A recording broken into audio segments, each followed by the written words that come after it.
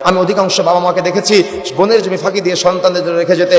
আমি অধিকাংশ বাবা মাকে দেখেছি ফুফুর জমি ফাঁকি দিয়ে সন্তানদের জন্য রেখে যেতে। আমি বিভিন্ন বাবা মাকে দেখেছি ভাইয়ের জমি ফাঁকি দিয়ে তার সন্তানের জন্য রেখে যেতে। আমি বিভিন্ন বাবা মাকে দেখেছি তারা সম্পদে অর্থাৎ ওজনে বা পরিমাপে কম দিয়ে সন্তানের জন্য রেখে যেতে। কিন্তু আমি দেখি নাই কোনো সন্তানকে সম্পদ হিসেবে রেখে যেতে, বরং সন্তানের জন্য সম্পদ রেখে যেতে দেখেছি, কিন্তু সন্তানকে সম্পদ হিসেবে রেখে যেতে দেখি নাই। কোনোদিন আমি দেখি নাই যে আপনি আপনার ছেলেটার হাতটা ধরে তাহাজ্জুদের সালাতে উঠিয়েছেন, উঠিয়ে 2 রাকাত সালাত আদায় করিয়েছেন। আমি কোনোদিন দেখি নাই যে আপনার ছেলেকে হাতটা ধরে ফজরের সময় ঘুটঘুটি অন্ধকারে রাতের মধ্যে মসজিদে পানি নিয়ে যাওয়ার জন্য।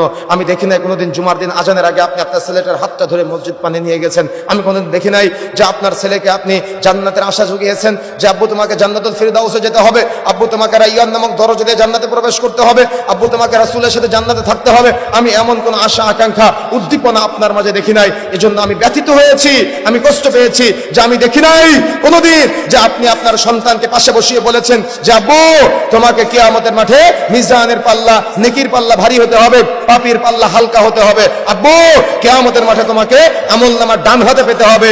এমন কোন ইচ্ছা আশা উদ্দীপনা আমি আপনার সন্তানকে কখনো আপনি বাবা হিসেবে দিতে দেখি নাই। বরং আমি দেখেছি আপনার সন্তানের জন্য আপনি জমি চুরি করে সন্তানের জন্য রেখে গিয়েছেন, ফুফুর জমি, বোনের জমি, ভাইয়ের জমি ফাঁকি দিয়ে চুরি করে সন্তানের জন্য রেখে গিয়েছেন। কিন্তু আমি কোনোদিন দেখি নাই যে আপনি আপনার সন্তানকে, আপনি আপনার প্রতিবেশীদেরকে বা আপনি আপনার পরিবারের অধীনস্থ যারা আছে তাদেরকে আপনি এভাবে কখনো শিক্ষাগুলা দিয়েছেন, আমি দেখি নাই।